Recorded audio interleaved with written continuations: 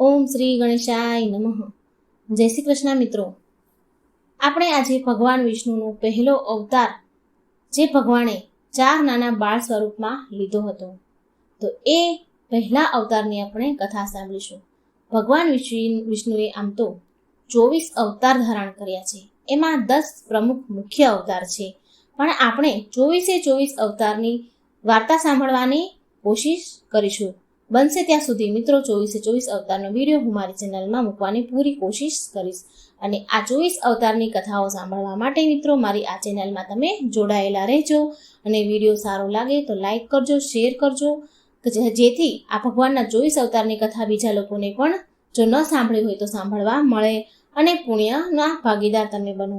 તો આ કથાને પૂરા મનથી ધ્યાનથી સાંભળજો અને તમારા જીવનને ધન્ય કરજો.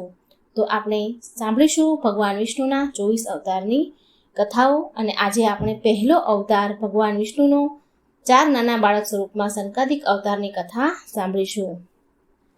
4 નાના 5 વર્ષના બાળક જે સદાય વિષ્ણુ ભક્તિમાં મગ્ન રહે છે. ભક્તિ સિવાય એમને કોઈ કાર્ય નથી સૂઝતું.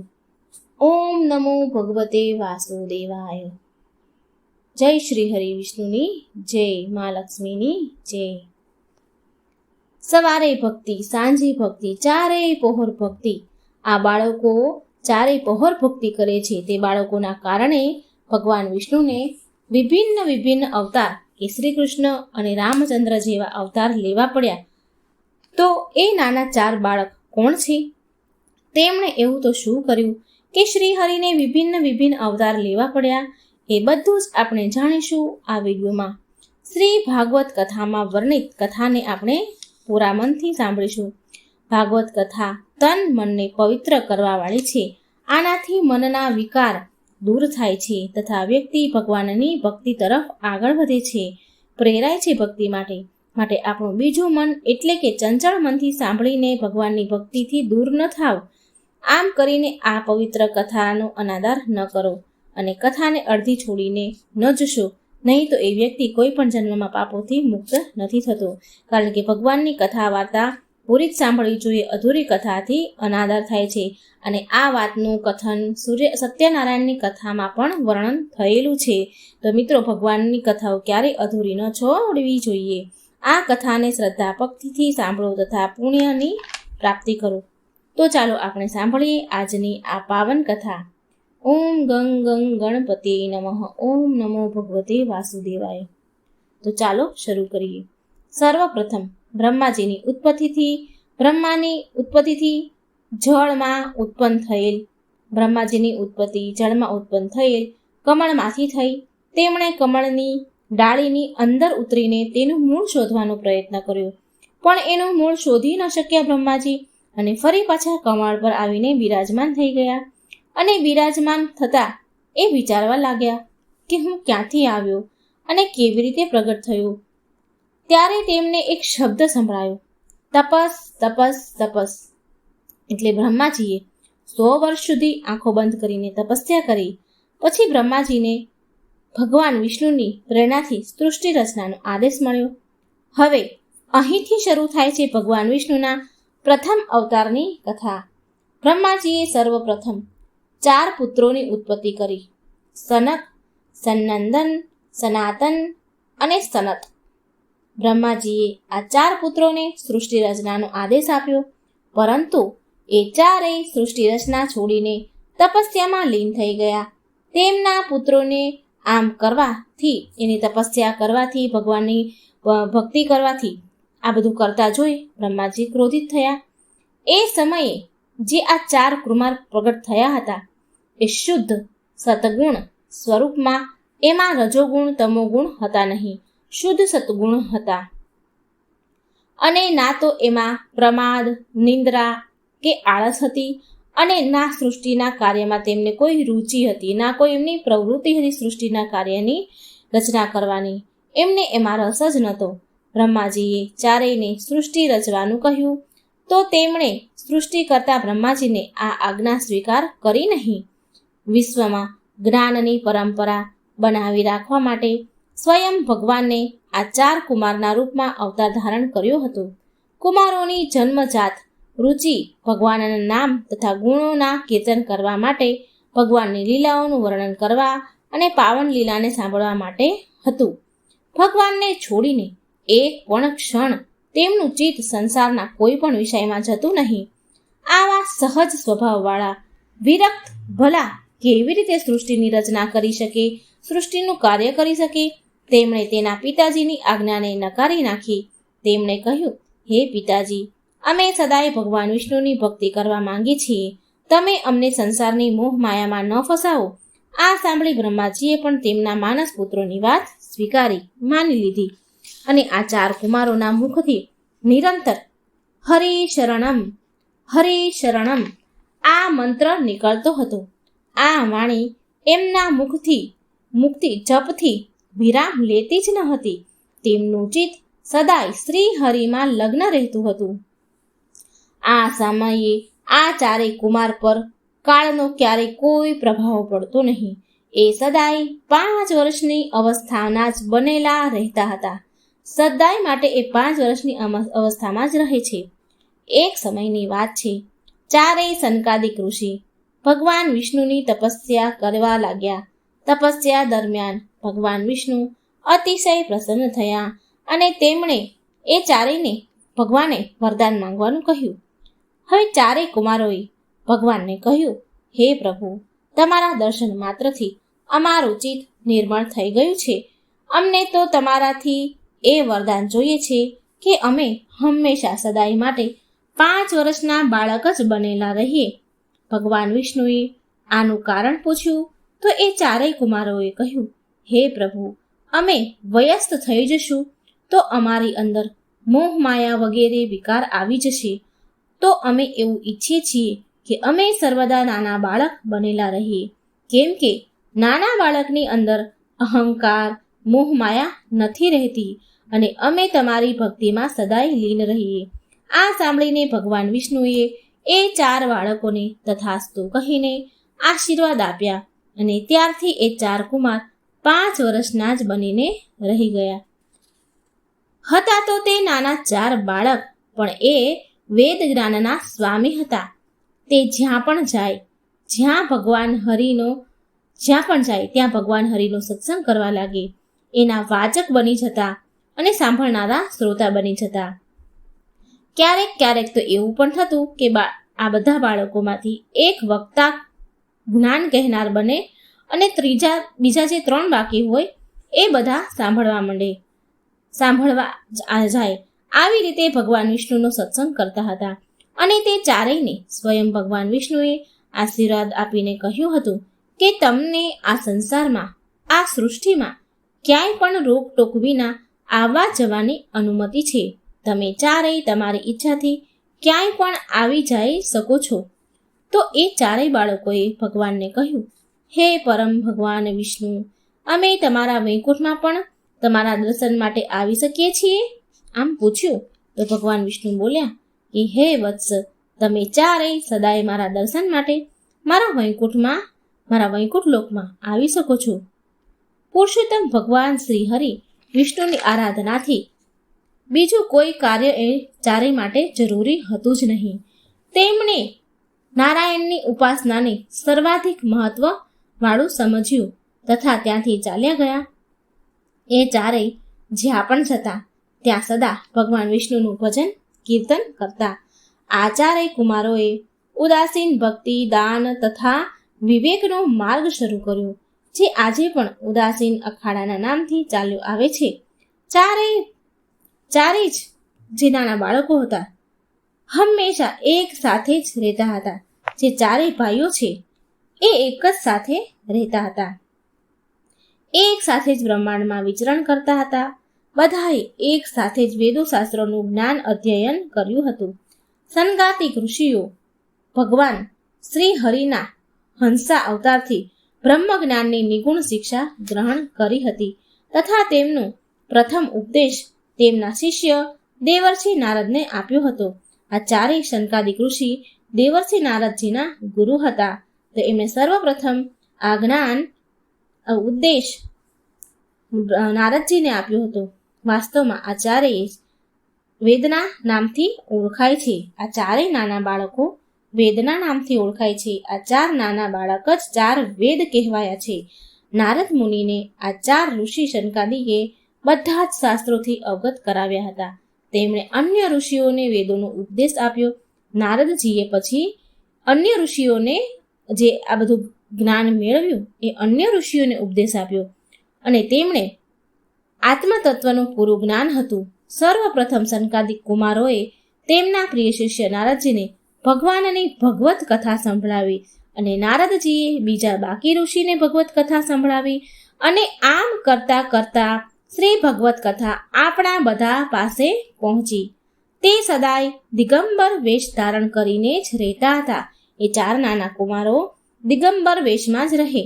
સંસારમાં રહેવા છતાં પણ તે ક્યારેય બંધનમાં બંધાયા નહીં. માત્ર હરિભજન તેમના જીવનનો મુખ્ય ઉપદેશ હતો. તે 4 કુમાર પરમ સિદ્ધિ યોગી છે. તેમના પરમ જ્ઞાન તથા સિદ્ધના પરિણામ સ્વરૂપે તે સદાય સિદ્ધિ બાળક યોગીથી ઓળખાય છે. જ્ઞાનને પ્રદાન તથા વેદ શાસ્ત્રોના ઉપદેશ ભગવાન વિષ્ણુની ભક્તિ સનાતન ધર્મ હેતુ આ કુમારોએ 3 લોકમાં ભ્રમણ કર્યું. તેમણે ભગવાન વિષ્ણુને સમર્પિત કેટલાય સ્ત્રોત લખ્યા.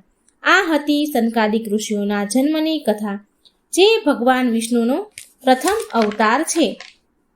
તો હવે આપણે એ જાણીએ કે આ 4 બાળકોના કારણે ભગવાન વિષ્ણુને અવતાર કેમ લેવો પડ્યો. તો એક દિવસ 4 સનકાદિક ઋષિ ભગવાન વિષ્ણુના દર્શન માટે વૈકુંઠ જઈ પહોંચ્યા. વિષ્ણુ લોકનું સૌંદર્ય એનું વિષ્ણુ લોક જોઈ 4 સનકાદિક મુનિ બહુ પ્રસન્ન થયા. 4 કુમારો દ્વાર તરફ આગળ વધ્યા, પણ દ્વાર પાસે જય વિજય નામના દ્વારપાળે તેમને આગળ જવાથી રોકી લીધા.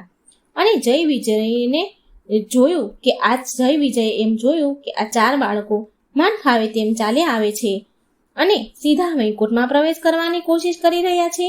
અને તેમણે ભગવાન વિષ્ણુના દ્વારપાળ જય વિજયે તેમને અંદર આવવા ન દીધા અને બહુ કઠોરતાથી દુષ્ટતાથી તે જય વિજયે તે સનકાદિક મુનિઓ સાથે વાત કરી દુષ્ટતાથી તેમને ત્યાંથી ભગાડવા લાગ્યા.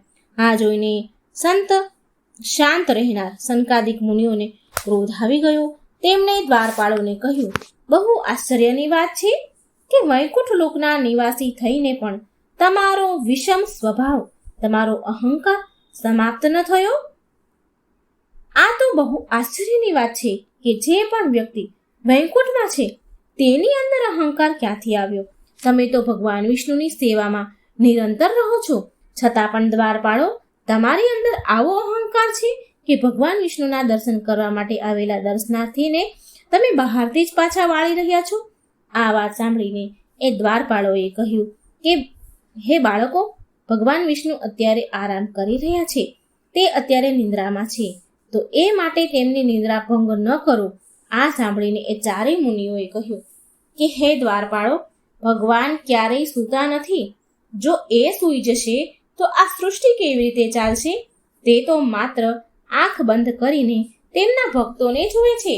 અને આગળ એ 4 મુનિઓ બોલ્યા કે તમે લોકો અહીં રહેવાના યોગ્ય નથી. તમે જય વિજય અહીં દ્વારપાળ રહેવાના યોગ્ય નથી. અમે 4 ભાઈઓ, અમે 4 ઋષિ તમને શ્રાપ આપીએ છીએ કે તમે નીચે મૃત્યુલોકમાં ચાલ્યા જાઓ, તમારું પતન થશે. અને આગળ બોલ્યા કે તમે તમારું દેવતત્વ ખોઈ દેશો અને પૃથ્વી પર નશ્વરના રૂપમાં રહેશો અને એક રાક્ષસ કુળમાં જન્મ લેશો. જય વિજયને આ શ્રાપ સાંભળી અને પોતાની ભૂલ સમજાણી પછી એ 4 મુનિને તેમનો શ્રાપ પાછો લેવા માટે કહ્યું, કરગરવા લાગ્યા અને ભગવાન વિષ્ણુને મોટેથી બૂમો પાડી પુકારવા લાગ્યા.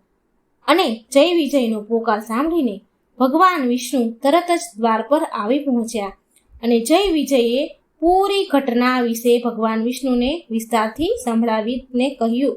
અને જય વિજયે ભગવાન વિષ્ણુને શ્રાપ પાછો લેવા માટે અનુરોધ કર્યો. પણ ભગવાન વિષ્ણુએ કહ્યું કે એકવાર લીધેલો શ્રાપ ક્યારેય પાછો લઈ શકાતો નથી, કારણ કે જો આમ થાય, આમ કરવાથી શ્રાપ દેનારાનું અને તેમના તપનું અનાદર થાય છે અને કર્મ ચક્ર પણ બાધામાં આવે છે, પરંતુ તમે તમારા સ્થાન પર તમારા કાર્યને સંભાળી રહ્યા હતા, તમારી ફરજ નિભાવી રહ્યા હતા. માટે હું તમને આ શ્રાપથી જલ્દી મુક્ત થવાનો 2 ઉપાય કહું છું. તમે તમારી ઈચ્છા અનુસાર કોઈ પણ એક ઉપાય પસંદ કરો.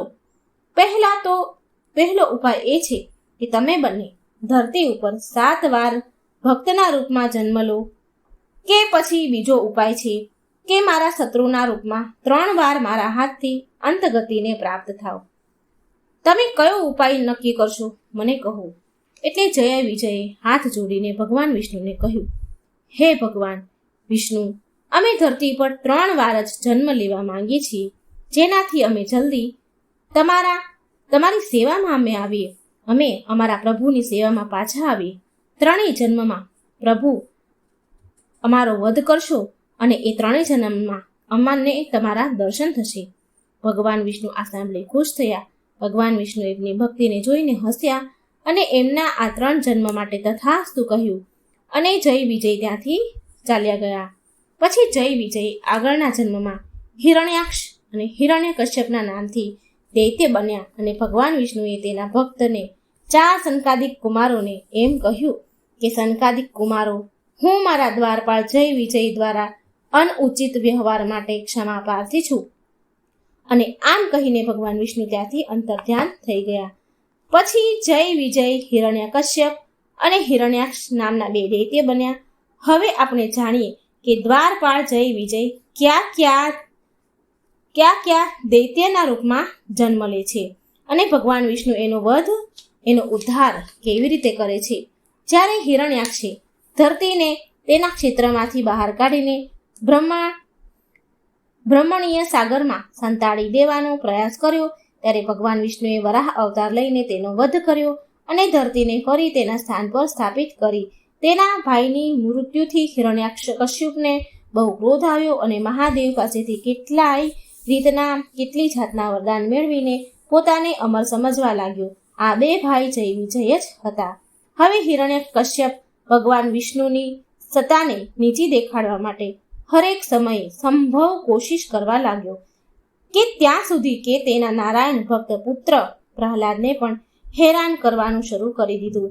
ત્યારે ભગવાન વિષ્ણુએ નરસિંહ અવતાર લઈને હિરણ્યકશ્યપનો વધ કર્યો અને આવી રીતે ભગવાન વિષ્ણુએ હિરણ્યકશ્યપ અને હિરણ્યાક્ષ આ બંનેને આ જન્મમાંથી મુક્તિ આપી. પછી જય વિજય બીજા જન્મમાં રાવણ અને કુંભકર્ણ બન્યા. આ જન્મમાં રાવણ લંકાનો રાજા હતો અને કુંભકર્ણ તેનો ભાઈ હતો. તો ભગવાન વિષ્ણુએ અયોધ્યાના રાજા દશરથજીને ત્યાં પુત્રના રામના રૂપમાં જન્મ લીધો અને ભગવાને રામે રાવણ અને કુંભકર્ણનો વધ કર્યો. ત્રીજા જન્મમાં જય વિજય શિશુપાલ અને દંતવક્ર રૂપમાં જન્મ લીધો. આ જન્મમાં નારાયણ તેમના પૂર્ણ રૂપમાં ભગવાન વિષ્ણુ ભગવાન શ્રી કૃષ્ણના રૂપમાં ધરતી પર આવ્યા. જય અને વિજય ભગવાન શ્રી કૃષ્ણના ફોઈના પુત્રના રૂપમાં જન્મ્યા હતા. શિશુપાલ અને દંતવક્રના નામથી જન્મ્યા હતા. ભાઈ હોવા છતાં પણ એ બંને ભગવાન વિષ્ણુ સાથે વેર રાખતા હતા અને પ્રભુને શત્રુ માનતા હતા. તેમના ખરાબ કર્મોના લીધે આ જન્મમાં પણ શ્રી હરિએ એમનો વધ કર્યો. આ પ્રકારે જય વિજય ભગવાન શત્રુના રૂપમાં 3 વાર જન્મ્યા અને પ્રભુના હાથે મુક્તિ બાદ તે ફરીથી જય વિજયના રૂપમાં દ્વારપાળ બનીને ભગવાનના દ્વાર પર રહીને સેવક બની ગયા અને વૈકુંઠમાં ગયા, ભગવાનની સેવામાં નિરંતર થઈ ગયા. તો પ્રિય મિત્રો, આ હતી એક કથા જે સંકાદિક કુમાર એટલે ભગવાન વિષ્ણુના પહેલા અવતારની કથા હતી. અને હવે આપણે આ જ રૂપમાં આ સંકાદિક મુનિ ભગવાન વિષ્ણુના બીજા અવતારની એક શિવલિંગ પુરાણમાં આ કથા વર્ણવેલી છે, એ હું તમને સંભળાવું. પ્રિય મિત્રો, લિંગ પુરાણમાં સંકાદિક મુનિથી જોડાયેલી એક બીજી કથા પણ કહેવાય છે. કથા અનુસાર એક સમયની વાત છે. ભગવાન શિવજી તથા માતા પાર્વતી કૈલાસ પર્વત ઉપર બેઠા હતા, વાર્તાલાપ કરતા હતા. ભગવાન શિવ માતા જગત જનનીને બહુ સુંદર મનોહર કથા સંભળાવી રહ્યા હતા અને માતા પાર્વતીને કથા સાંભળીને બહુ આનંદ આવી રહ્યો હતો. બહુ ખુશ હતા મા જગદંબા. ત્યારે ત્યાં 4 સંકાદિક ઋષિ આવી જાય છે અને મહાદેવને દંડવત પ્રણામ કરે છે. એટલે ભગવાન શિવજીએ એમના આવવાનું કારણ પૂછ્યું. ત્યારે 4 કુમારોએ ભગવાન શિવને કથા સત્સંગ સંભળાવવાની ઈચ્છા વ્યક્ત કરી, પરંતુ માતા પાર્વતીને આ સમયે ચારેય સનકાદિક મુનિનું અહીં આવું સારું ન લાગ્યું, એમને ગમ્યું નહીં.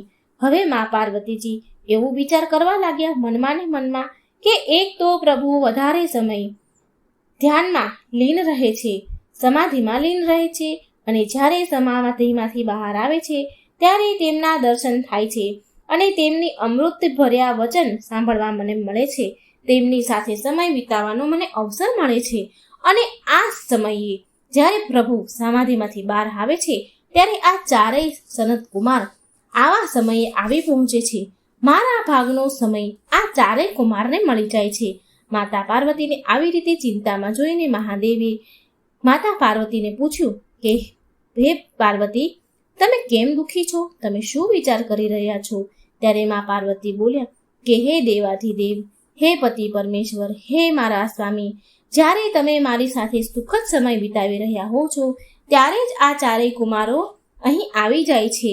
ચારેય કુમારોનું આવવાનું થાય છે અને તમે કથા વાર્તા કહેવાનું એમને શરૂ કરો છો. તમે મારો સમય એને આપી દો છો અને તમે મને ભૂલી જાઓ છો અને મને છોડીને આ ચારેય સનકાદિક ઋષિને કથા વાર્તા કહેવા માંડો છો.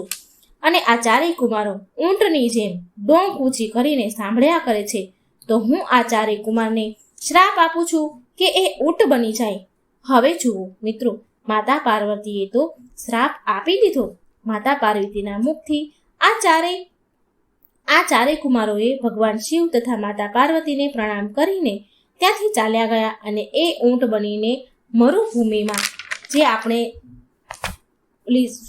ઊંટરે એ ભૂમિ કહીએ મરુભૂમિ, ત્યાં વિચરણ કરવા લાગ્યા. ત્યારે શિવજીએ માતા પાર્વતીને કહ્યું, હે દેવી, તમે આ શું કર્યું? એક ભક્તને તમે શ્રાપ આપી દીધો. દેવી, આપણા આરાધ્યની કથા વાર્તા સાંભળવા વાળા ભક્ત તથા સંભળાવનારાને પરમ આનંદની પ્રાપ્તિ થાય છે. શ્રી હરિ સદાય પ્રસન્ન રહે છે. તો આવામાં એનાથી કોઈ અપરાધ નથી થયો. તમે કારણ વિના જ, કારણ વગર જ આ ઋષિઓને અપરાધી માનીને દંડ આપ્યો છે. હે પાર્વતી, તમે તમારો શ્રાપ પાછો લઈ લો અને ફરી તેમનું અસલ સ્વરૂપ પાછું આપો. આ સાંભળીને માતા પાર્વતીને બહુ પછતાવો થયો.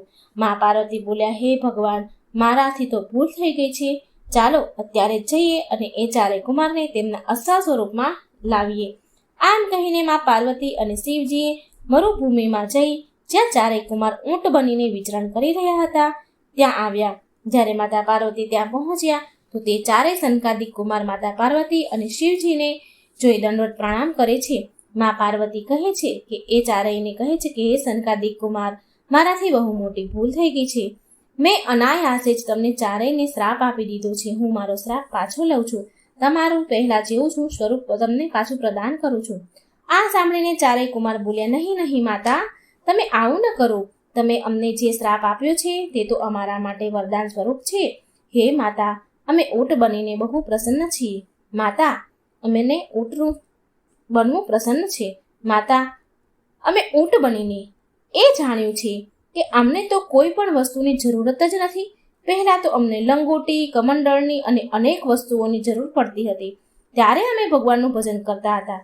હવે તો અમને કોઈ વસ્તુની જરૂર નથી, ના કોઈ વસ્ત્ર, ન લોટી, લંગોટી. અમારો કિંમતી સમય આ બધી જ વસ્તુને એકત્રિત કરવામાં વ્યતીત થઈ જતો હતો અને અમને તો ખાવાની પણ કોઈ ચિંતા નથી. અમે તો ભિક્ષા માંગીને અમારું પેટ ભરતા હતા. હે દેવી, તમારી કૃપાથી અમારે આજ પછી અમારે એ સમસ્યા પણ નહીં રહી. અમે તો પૂરેપૂરો સમય ભગવાનની ભક્તિમાં જ અર્પણ કરીએ છીએ. પહેલા અમે ભિક્ષા માંગીને ખાતા હતા તો એનામાં અમારે સમય ઘણો વ્યર્થ જતો રહેતો હતો સમય. હવે તો ઝાડ પરના પાન ખાઈને અમે ખુશ અને શાંતિ છે. અમને બહુ શાંતિ મળે છે. હે દેવી, અમારો સમય બચાવવા માટે તમારો કોટી કોટી ધન્યવાદ. અમે ભગવાનની ભક્તિમાં આવી રીતે હંમેશા લીન રહીએ છીએ. અમારે ફરી અમારા રૂપમાં નથી આવવું. આ સાંભળીને માતા પાર્વતી બોલ્યા, હે પુત્ર, આવું ન કહો. હું તમારું ફરી અસલ સ્વરૂપ પાછું આપું છું. આમ કહીને માતા પાર્વતી આશીર્વાદ આપ્યા અને ચારેય કુમારને પહેલાના સ્વરૂપમાં પાછું સ્વરૂપ એમને પ્રદાન કરી દીધું અને ચારેય કુમાર એના અસલ સ્વરૂપમાં આવી ગયા અને માતા પાર્વતીએ કોટી કોટી પ્રણામ કર્યા. પ્રિય ભક્તગણો, આ હતો સનકાદિક મુનિઓનો મહિમા અને તેમના જન્મની કથા. આ પ્રકારે ભગવાન વિષ્ણુએ સનકાદિક મુનિના રૂપમાં જન્મ લીધો અને આ જન્મ પછી શરૂ થાય છે ભગવાન વિષ્ણુના બીજા અન્ય અવતારો. ભગવાન વિષ્ણુના 24 અવતાર છે, જેમાં 10 અવતાર પ્રમુખ અવતાર છે. આ અવતારોનું આપણે વિસ્તારપૂર્વક કથાઓ આગળના વિડીયોમાં સાંભળીશું. આ પ્રકારે એ ચારેય કુમારે આ જીવન 5 વર્ષના બાળક જ બનીને રહી ગયા અને ભગવાન વિષ્ણુના પરમ ભક્ત છે. એમનું બસ એક જ કામ છે, ભક્તિ, ભક્તિ અને ભક્તિ. ચારેય પરમ જ્ઞાની પણ છે. 5 વર્ષના હોવા છતાં પણ એમની અંદર જ્ઞાનનો સાગર છે. એમણે જ સર્વપ્રથમ ભગવદ્ ગીતા તેમના પ્રિય શિષ્ય નારદજીને સંભળાવી હતી અને નારદજીએ અન્ય ઋષિમાં પ્રચાર કર્યો અને એ ઋષિ મુનિઓ પાસેથી ભાગવત કથા આપણા સુધી પહોંચી અને આપણને સાંભળવા મળી. તો મિત્રો, આ હતી ભગવાન વિષ્ણુના પહેલા અવતારની સનકાદિક ઋષિ 4 નાના સ્વરૂપના બાળકની કથા. ભગવાન આપણની બધી જ મનોકામના પૂરી કરે છે અને ભગવાનની કથાઓ મિત્રો ક્યારેય અધૂરી ન છોડવી જોઈએ. ભલે તમે ગમે તે ભગવાનની કથાઓ સાંભળતા હોય, જે પણ શ્રદ્ધા હોય એ ભગવાનની કથા સાંભળતા હોય, પણ ક્યારેય એ કથાઓ અધૂરી મૂકવી ન જોઈએ. આનાથી ભગવાનનું અપમાન ગણાય છે અને પાપ લાગે છે. માટે મિત્રો, ભગવાનની કથા પૂરા ધ્યાનથી સાંભળજો અને બીજાને સંભળાવજો, શેર કરજો. ભાગવત પુરાણ અનુસાર જે મનુષ્ય ભગવાન વિષ્ણુના 24 અવતારની કથા સાંભળે છે, પ્રસન્ન મનથી સાંભળે છે, તેને વૈકુંઠની પ્રાપ્તિ થાય છે. તેના બધા જ પાપ કર્મ નષ્ટ પામે છે. વ્યક્તિ સદગતિને પ્રાપ્ત થાય છે. વિષ્ણુના વરાહ અવતારની કથા ધ્યાનથી સાંભળજો, હૃદયથી સાંભળશો અને બીજાને પણ સંભળાવીને પુણ્ય કમાશો. તો ચાલો શરૂ કરીએ કથા મિત્રો. ઓમ ગંગ ગંગ ગણપતે નમઃ. ઓમ નમો ભગવતે વાસુદેવાય. પ્રિય ભક્તગણો, જય અને વિજય ભગવાન વિષ્ણુના 7મા દરવાજાના દ્વારપાળ હતા. એક દિવસ જ્યારે ભગવાન બ્રહ્માજીના માનસ પુત્ર સનગાતિક મુનિ ભગવાનને મળવા માટે વૈકુંઠ આવ્યા. એમની ઉંમર બાળક જેટલી ક્યારેય વધતી જ નથી. એ માત્ર બાળ સ્વરૂપમાં જ રહે છે. જ્યારે સનકાદિક મુનિ ભગવાન વિષ્ણુના વૈકુંઠ લોક ગયા તો ત્યાં જય અને વિજય નામના આ બંને દ્વારપાળે એમને રોકી દીધા. જો કે સનકાદિક મુનિઓને કોઈ પણ સમયે જવાની અનુમતિ હતી. આમ પણ સંતને ક્યાંય પણ જવાની અનુમતિ હોય છે. તેને રોકવાથી ઠીક નથી થતું, તેમને રોકવા ન જોઈએ. પણ જય અને વિજયે એના ઘમંડમાં આવીને સનકાદિક મુનિને દરવાજે જ રોકી દીધા. એમને રોકવા એ બહુ ખોટું હતું, પણ જય અને વિજયને આ વાતનું ભાન ન રહ્યું અને સનકાદિક મુનિને સમજાવ્યા છતાં ભગવાને સનકાદિક મુનિએ સમજાવ્યા જય વિજયને, છતાં પણ એ બંને માન્યા નહીં અને તેમણે એ મુનિઓને પ્રવેશ કરવા દીધો નહીં. મુનિઓને પ્રવેશથી વર્જિત કરી દીધા. આના ફળ સ્વરૂપે સનકાદિક મુનિઓને ક્રોધ આવી ગયો. મુનિઓએ જય વિજયને અસુર થવાનો શ્રાપ આપ્યો. આમ તો સંત ઋષિ મહાત્માઓ જલ્દીથી ક્રોધ નથી કરતા, પણ જ્યારે પણ ક્રોધ આવી જાય છે ઋષિ મુનિઓને, તો એમાં પણ ભગવાનની કોઈને કોઈ લીલા જરૂર સંતાયેલી હોય છે. ભગવાનની લીલા જ હોય છે અને એ લીલા આપણે આ કથામાં સાંભળીશું. પ્રિય ભક્તો, સનકાદિક મુનિઓએ કહ્યું કે હે જય વિજય, તમે ધરતી પર જઈને અસુરના રૂપમાં જન્મ લેશો અને આ જન્મ તમે 3 વાર લેશો. 3 વાર તમે અસુર રૂપમાં જન્મ લેશો, ત્યારે જ તમારો ઉદ્ધાર થશે. જ્યારે તેમને શ્રાપ મળ્યો, જય વિજયને શ્રાપ મળ્યો, તો તેમને તેની ભૂલનો અહેસાસ થયો, એમને આભાસ થયો અને તેમણે ક્ષમા માંગી અને ભગવાન પાસે વિષ્ણુ પાસેથી વરદાન માંગ્યું કે અમારો ઉદ્ધાર, અમારો મોક્ષ તમારા હાથે જ થાય. અને ભગવાને એ સ્વીકાર કર્યું, વરદાન આપ્યું. ભગવાન બોલ્યા, હે જય વિજય, તમે બંને વિલાપ ના કરો. તમારા શ્રાપમાં પણ મારી માયા છે. તમારા ઉદ્ધાર માટે હું સ્વયં આવીશ. હવે શું થાય મિત્રો? જય અને વિજય વૈકુંઠ પરથી નીચે પડ્યા. દક્ષ પ્રજાપતિની પુત્રી અને દૈત્ય માતા દિતિના ગર્ભમાં આવ્યા. હિરણ્યાક્ષ અને હિરણ્યાકશ્યપ બંને મા દિતિ અને પિતા ઋષિ કશ્યપના પુત્ર હતા. બંને જન્મથી જ આકાશ સમાન વધતા હતા. તેમનું શરીર પર્વતો જેવું વિશાળ હતું અને શરીર પણ લોખંડની જેમ મજબૂત હતું. પ્રિય ભક્તગણો, હિરણ્યાક્ષ અને હિરણ્યકશ્યપ જ્યારે દીતિના ગર્ભથી જુડવા બાળકોના રૂપમાં જન્મ લીધો તો પૃથ્વી ધ્રુજી ઉઠી. આકાશમાં નક્ષત્ર અને બીજા લોકમાં પણ લોકો આમ તેમ ભાગવા લાગ્યા. ત્રાહિમામ થવા લાગ્યું, બધા દોડવા લાગ્યા. સમુદ્રમાં મોટી મોટી લહેરો ઉઠવા લાગી અને પ્રલયકારી હવા વાવા લાગી. હવા ચાલી અને એવું લાગતું હતું કે જાણે પ્રલય આવ્યો. હિરણ્યાક્ષ અને હિરણ્યકશ્યપ બંને જન્મ લેતાની સાથે જ મોટા થઈ ગયા. આમ તો કહેવાય છે કે દૈત્યોના બાળકો જન્મ લેતાની સાથે જ મોટા થઈ જાય છે અને તેમના અત્યાચારોથી ધરતીને પણ કંપાવા લાગે છે. યદિ હિરણ્યાક્ષ અને હિરણ્યકશ્યપ બંને બળવાન હતા, પણ તેને સંતોષ ન હતો. એ સંસારમાં અજયતા અને અમરતા પ્રાપ્ત કરવા માંગતા હતા. માટે તેમણે તેના ઉદ્દેશની પૂર્તિ માટે હિરણ્યાક્ષ અને હિરણ્યકશ્યપને તેમણે બ્રહ્માજીને પ્રસન્ન કરવા માટે બહુ મોટું તપ કર્યું. તેમના તપથી બ્રહ્માજી પ્રસન્ન થયા. તેમણે પ્રગટ થઈને કહ્યું કે તારા તપથી હું પ્રસન્ન થયો છું. બ્રહ્માજી બોલ્યા, વર માંગો, શું વરદાન જોઈએ છીએ? હિરણ્યાક્ષ અને હિરણ્યકશ્યપે જવાબ આપ્યો, ઉત્તર આપ્યો કે હે પ્રભુ, તમે અમને એવું વર આપો કે જેનાથી કોઈ અમને યુદ્ધમાં પરાજિત ન કરી શકે અને અમે કોઈનાથી મરી શકીએ પણ નહીં. અમે બંને કોઈનાથી ન મરીએ. બ્રહ્માજીએ તથાસ્તુ કહ્યું અને ત્યાંથી ચાલ્યા ગયા, અંતર્ધ્યાન થઈ ગયા. પ્રિય ભક્તો, બ્રહ્માજી પાસેથી અજયતા અને અમરતાનું વરદાન મેળવીને હિરણ્યાક્ષ ઉત્તરદંડતા અને સ્વેચ્છાધારી બની ગયું અને એ અસુરો ત્રણેય લોકમાં પોતાને સર્વશ્રેષ્ઠ માનવા લાગ્યા. બીજાની તો વાત જ શું કરવી, વિષ્ણુ ભગવાનને પણ તેની સમક્ષ તુચ્છ માનવા લાગ્યા. હિરણ્યાક્ષે ગર્વના ઘમંડમાં ત્રણેય લોકને જીતવાનું મન બનાવી લીધું. એ હાથમાં ગદા લઈને ત્રણેય લોકમાં જઈ પહોંચ્યા. દેવતાઓને જ્યારે તેની પાસે આવી રહ્યા છે, અસુરો દેવતા પાસે આવી રહ્યા છે, તો અસુરોને આવી ખબર પડી તો એ ભયભીત થયા અને ઇન્દ્રલોક છોડીને બધા દેવતાઓ ભાગી ગયા. જોત જોતામાં તો સમસ્ત ઇન્દ્રલોકમાં હિરણ્યાક્ષનો અધિકાર સ્થાપિત થઈ ગયો.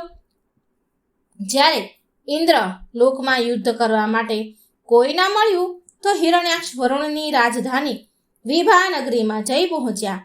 તેણે વરુણ સમક્ષ ઉપસ્થિત થઈને કહ્યું કે હે વરુણદેવ, તમે બધા જ દેવતાઓને સંરક્ષણ કર્યું છે. બધા જ દેવતાઓને તમારી પાસે છુપાવ્યા છે. બધા જ દેવતા તમારી ત્યાં છે અને એના માટે મને તમારા પર બહુ ક્રોધ આવી રહ્યો છે. હવે હું તમારી સાથે યુદ્ધ કરવા માંગુ છું.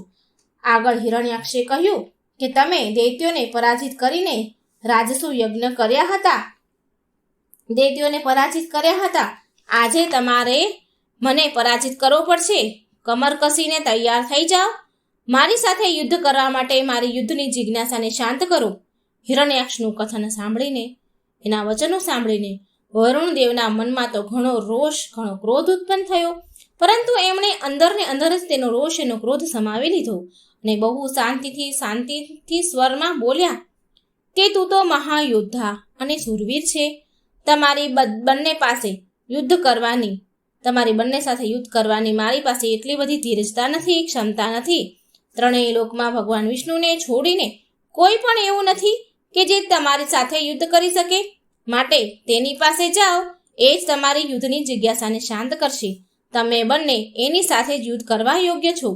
હે દુષ્ટ રાક્ષસ, તમે ધરતી માતાને બહુ પ્રતાડિત કર્યા છે, બહુ તડપાવ્યા છે, તેમને બહુ દુઃખ આપ્યું છે.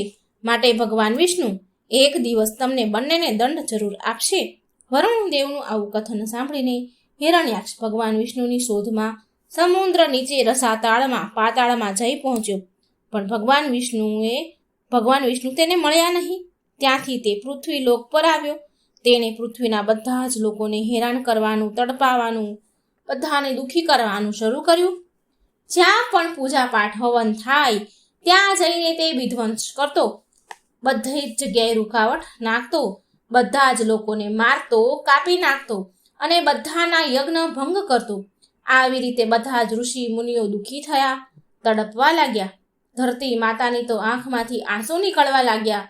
ધરતી માતા રડવા લાગ્યા. ધરતી માતા રોદન કરવા લાગ્યા. ધરતી માતાને રડતા જોઈને હિરણ્યાક્ષ સમજી ગયો કે ભગવાન વિષ્ણુની કમજોરી ધરતી જ છે, માટે તેણે ધરતી માતાને ચોરી કરવાનો નિર્ણય કર્યો કે ધરતી માતાને ચોરી કરી લઉં. તેણે ધરતી માતાનું હરણ કર્યું અને તેને ચોરી લીધા અને સમુદ્રમાં, પાતાળમાં, અંતરિક્ષની અંદર જઈ અનંત ઊંડાણમાં ખૂબ ઊંડે સંતાડી દીધા. માતા ધરતીને તેને એવું વિચાર્યું, હિરણ્યાક્ષે એવું વિચાર્યું કે હું ધરતીને કષ્ટ, પીડા, દુઃખ આપીશ તો વિષ્ણુ મારી સાથે યુદ્ધ કરવા જરૂર આવશે અને મારી યુદ્ધની ઈચ્છા પૂરી થશે. જ્યારે હું ધરતીને દુઃખી કરીશ, રડાવીશ, તેને ઘોર પીડા આપીશ, ત્યારે જ વિષ્ણુ મારી સામે આવશે. આમ વિચારીને હિરણ્યાક્ષે પૃથ્વીને અંતરિક્ષમાં અનંત ઊંડાણમાં, અનંત ઊંડી જગ્યાએ સંતાડી દીધા, ઘોર અંધકારમાં સંતાડી દીધા. અને એ પૃથ્વી આ પ્રકારે અનંત અંધકારની ગહેરાઈમાં ડૂબી ગઈ. પૃથ્વી માતા ભગવાન વિષ્ણુને પ્રાર્થના, યાચના કરવા લાગ્યા, કરગરવા લાગ્યા, તેમને પોકારવા લાગ્યા કે હે નારાયણ, હે નારાયણ, હે વાસુદેવ, તમે મારી રક્ષા કરો. હે પ્રભુ, તમે મને આ અનંત ઊંડાણમાંથી બહાર નીકાળો, આ અંધકારમાંથી બહાર નીકાળો. મારી અંદર જે જીવ સમાયેલા છે તેને હું ભરણ પોષણ કેવી રીતે કરીશ? એ જીવોની રક્ષા હું કેવી રીતે કરીશ? એ જીવોને હું જીવતા કેવી રીતે રાખીશ? હે પ્રભુ, જો તમે મારી સહાયતા ન કરી તો હું આ જીવોની રક્ષા કરવામાં અસમર્થ થઈ જઈશ. હે પ્રભુ, હે શ્રી વિષ્ણુ, હે વાસુદેવ, હે પ્રભુ, આજે મારી ઉપર બહુ મોટું સંકટ આવ્યું છે. મને તમારી અત્યંત જરૂરત છે. હે પ્રભુ, મારું કલ્યાણ કરો. પ્રિય ભક્તગણો, પૂરું બ્રહ્માંડ રુદન કરવા લાગ્યું. પૃથ્વી માતાની કરુણ પોકાર સાંભળીને ભગવાન વિષ્ણુએ વરાહ અવતાર લીધો. આમ તો વરાહ અવતાર ભગવાન પહેલા જ લઈ શકે એમ હતા, પણ ભગવાન હિરણ્યાક્ષને તેની ભૂલ સુધારવાનો અવસર આપી રહ્યા હતા. કેમ કે ભગવાન સદાય પાપ કરનારા વ્યક્તિને પણ સુધારવાનો અવસર જરૂર ને જરૂર આપે જ છે. પણ જ્યારે એ વ્યક્તિ નથી સુધરતો તો તેને તેના પાપનો ઘડો ભરાઈ જાય ત્યારે ભગવાન તેને સ્વયં તેનો અંત કરે છે, દંડ આપે છે. બસ આવું જ થયું હતું હિરણ્યાક્ષની સાથે. હવે તો ભગવાન વિષ્ણુનું ધીરજનું બાણ તૂટ્યું. તેમણે ધરતી માતાના પોકારવાથી વરાહ અવતાર લીધો અને તરત જ પૃથ્વીને અંતરિક્ષમાં, સમુદ્રની અનંત ઊંડાણમાંથી પૃથ્વીને નીકાળવા માટે ચાલી નીકળ્યા. હવે આપણે એમ વિચારીએ કે ભગવાને વરાહ અવતાર જ કેમ લીધો? એટલે કે સુવર જેવા પશુ દેખાય એવો જ ભગવાને અવતાર કેમ લીધો? તો આનું એક કારણ છે કે જે સુવર હોય છે, વરાહ, તેના સૂંઘવાની ક્ષમતા અનંત હોય છે. તે નીચેથી પણ નીચે સુધી પહોંચી શકે છે, એમાં એ સમર્થ હોય છે. તો આ વાતને ધ્યાનમાં રાખીને ભગવાન વિષ્ણુએ વરાહનું રૂપ લીધું, વરાહ અવતાર લીધો. વરાહમાં ભગવાન અંતરિક્ષની અનંત ગહેરાઈમાં, જ્યાં માત્ર ને માત્ર અંધકાર હતો, ત્યાં પહોંચે છે અને પૃથ્વીને આમ તેમ શોધવા લાગ્યા. ભગવાન વિષ્ણુ પૃથ્વીને શોધે છે, પણ પૃથ્વી તો દેખાય નહીં, અંધકાર હતો. પણ પૃથ્વી માતાની ગંધને સૂંઘતા ત્યાં સુધી પહોંચી ગયા જ્યાં પૃથ્વી માતા હતા અને પૃથ્વીને એમના મુખથી ઉઠાવીને અંતરિક્ષ રૂપી સમુદ્રની અનંત ઊંડાણમાંથી બહાર નીકળ્યા. આ બધું જ્યારે હિરણ્યાક્ષ જુએ છે તો એનું કાળજું બળવા લાગ્યું અને એણે તેને અહંકાર રૂપી કહ્યું, હે પશુ, આ પૃથ્વી પર મારો અધિકાર છે, માટે તારે મારી સાથે યુદ્ધ કરવું પડશે. ત્યારે જ તું પૃથ્વીને લઈ જઈ શકે છે, નહીં તો આ પૃથ્વી મારી છે, માટે આવ અને મારી સાથે યુદ્ધ કર. આ પ્રકારે લલકારે છે. આવો લલકાર સાંભળીને પણ ભગવાન વિષ્ણુ તેના પર ધ્યાન નથી આપતા, તેને જવા દે છે અને ત્યાંથી પૃથ્વી માતાને લઈને ચાલ્યા જાય છે. ભગવાન વિષ્ણુ વરાહે તેમના દાંતો ઉપર ધરતીને ઉઠાવી હતી અને ચાલતા જતા હતા. અને આ બાજુ આ દુષ્ટ રાક્ષસ હિરણ્યાક્ષ મનમાં વિચારવા લાગ્યો કે આ વરાહ કોણ છે? ધરતીને તેના દાંતો ઉપર કોઈ ન ઉઠાવી શકે. આ અવશ્ય વરાહના રૂપમાં ભગવાન વિષ્ણુ જ છે, કેમ કે એ જ દેવતાના કલ્યાણ માટે માયાનું નાટક કરે છે. અને હિરણ્યાક્ષ વરાહને લક્ષ્ય કરતા કહે છે, ઊભા રહો, તમે જરૂર ભગવાન વિષ્ણુ છો અને ધરતીને રસાતાળમાંથી ક્યાં લઈ જાઓ છો?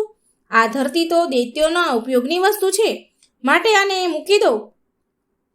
તમે અનેક વાર દેવતાના કલ્યાણ માટે દૈત્યોને છેતરી લીધા છે. આજે મને છેતરીને નહીં જઈ શકો તમે. આજે હું જૂના વેરનો બદલો ચૂકવીને જ રહીશ. આવી રીતે હિરણ્યાક્ષે તેના કટુ વાણી ભગવાનને કહે છે, પણ છતાંય ભગવાન વિષ્ણુ શાંત જ રહે છે. તેમની અંદર એક રજ માત્ર પણ ક્રોધ ઉત્પન્ન નથી થતો.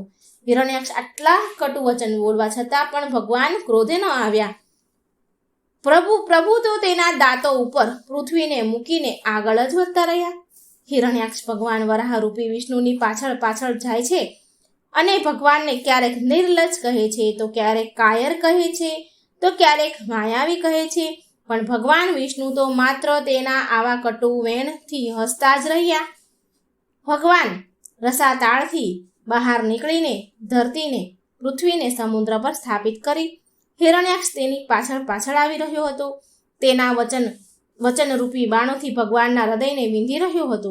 ભગવાન વિષ્ણુએ ધરતીને સ્થાપિત કરી સમુદ્ર પર. પછી ભગવાને હિરણ્યાક્ષ પર ધ્યાન ધર્યું અને બોલ્યા કે તું તો બહુ બળવાન છો ને હિરણ્યાક્ષ. બળવાન લોકો બોલતા નથી, કરીને બતાવે છે. તું તો માત્ર ક્યારનો વચનો ને વેણો જ કહેતો રહ્યો છે. હું તો તારી સામે ઊભો છું, તો મારી ઉપર આક્રમણ કેમ નથી કરતો? આગળ વધ અને મારી ઉપર આક્રમણ કર. ભગવાનના આવા વચન સાંભળીને હિરણ્યાક્ષના હૃદયમાં તો વીજળી દોડવા લાગી અને દોડીને ગદા લઈને ભગવાન વિષ્ણુ ઉપર તૂટી પડ્યો. ભગવાનના હાથમાં તો કોઈ અસ્ત્ર હતું નહીં. ભગવાને એની ગદા હિરણ્યાક્ષના હાથમાંથી ઝૂંટવી લીધી અને ફેંકી દીધી. હિરણ્યાક્ષ ક્રોધથી લાલ પીળો થયો. તે હાથમાં ત્રિશૂળ લઈને ભગવાન તરફ દોડ્યો, ફેંક્યું અને વિષ્ણુ ભગવાને તરત જ સુદર્શન ચક્રનું આહ્વાન કર્યું. ચક્ર તેમના હાથમાં આવી ગયું અને તેમણે તેના ચક્રથી હિરણ્યાક્ષને ત્રિશૂળના ટુકડા કરી નાખ્યા. હિરણ્યાક્ષ તેની માયાનો પ્રયોગ કરવા લાગ્યો.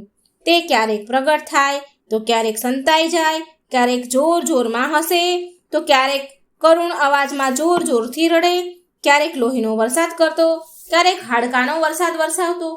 ભગવાન સામે માયા કરતો. ભગવાન વિષ્ણુ તેની માયાને નષ્ટ કરતા જતા હતા. જ્યારે ભગવાન વિષ્ણુ હિરણ્યાક્ષને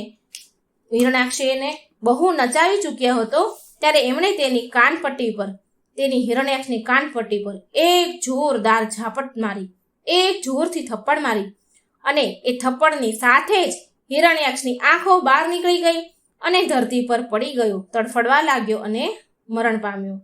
ભગવાન વિષ્ણુના હાથે મરવાના કારણે હિરણ્યાક્ષ વૈકુંઠમાં ચાલ્યો ગયો અને તે ફરી ભગવાનના દ્વારપાળ બનીને આનંદથી જીવન જીવવા લાગ્યો. પ્રિય ભક્તગણો, ભગવાન વિષ્ણુ સાથે પ્રેમ જ સારો છે અને વેર પણ સારું છે. જે પ્રેમ કરે છે તે વિષ્ણુ લોકમાં જાય છે અને જો વેર કરે છે તે ભગવાન પાસેથી દંડ મેળવીને વિષ્ણુ લોકમાં જાય છે. પ્રેમ અને વેર ભગવાનની દ્રષ્ટિમાં બંને બરાબર છે. માટે જ કહેવાય છે કે ભગવાન બધા જ પ્રકારના ભેદથી ઉપર છે. તેમના મનમાં કોઈ પણ ભેદભાવ નથી હોતો. પ્રિય ભક્તો, તમને ભગવાન વિષ્ણુના વરાહ અવતાર વિશે તો સાંભળ્યું હશે, પણ શું તમને ખબર છે કે ભગવાને 3 વાર વરાહ અવતાર લીધો હતો? તે દર્શન આદિ વરાહ હતો. હમણાં જે આપણે કથા સાંભળી તે આદિ વરાહ અવતાર હતો. પહેલો અવતાર નીલ વરાહ અને પછી શ્વેત વરાહ. પહેલો આદિ વરાહ, બીજો નીલ વરાહ અને ત્રીજો શ્વેત વરાહ.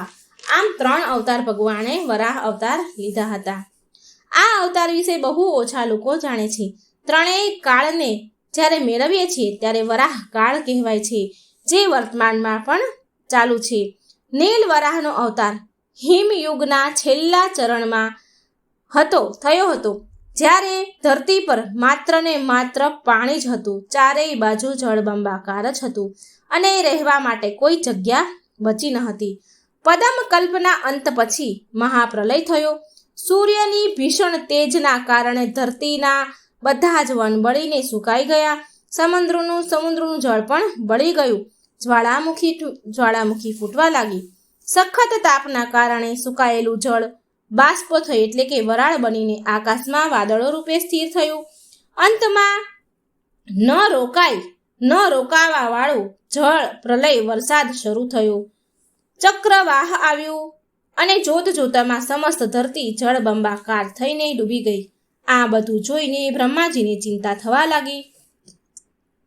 ત્યારે તેમણે જળમાં નિવાસ કરનારા શ્રી હરિ વિષ્ણુનું સ્મરણ કર્યું અને પછી શ્રી હરિ વિષ્ણુ ભગવાન નીલ વરાહ રૂપમાં પ્રગટ થઈને ધરતીના અમુક ભાગોને જળથી મુક્ત કર્યું. પુરાણ કાળ કહે છે કે આ જળમાં મહામાનવ નીલ વરાહ દેવ તેમની પત્ની નૈના દેવી સાથે સંપૂર્ણ વરાહી સેનાને પ્રગટ કરી અને ધરતીને જળથી બચાવવા માટે ધારદાર તીક્ષ્ણ પ્રહરો, તિરાડો અન્ય પ્રકારેથી ધરતીને સમતલ લાયક બનાવી. તેના માટે તેમણે પર્વતોના છેદન અને ખાડાઓ, તિરાડો પુરાણ કર્યા અને તે હેતુથી મૃત્તિકાના તલને જળમાં નાખીને બહુ મોટી મહેનત શ્રમ કરીને ભૂમિને સમતળ કરવાનો પ્રયાસ કર્યો. આ એક પ્રયાસ એક યજ્ઞ બરાબર હતો. માટે આ વરાહ અવતારને યજ્ઞ વરાહ પણ કહેવાય છે. નીલ વરાહના આ કાર્યને આકાશના બધા જ દેવદૂત જોઈ રહ્યા હતા.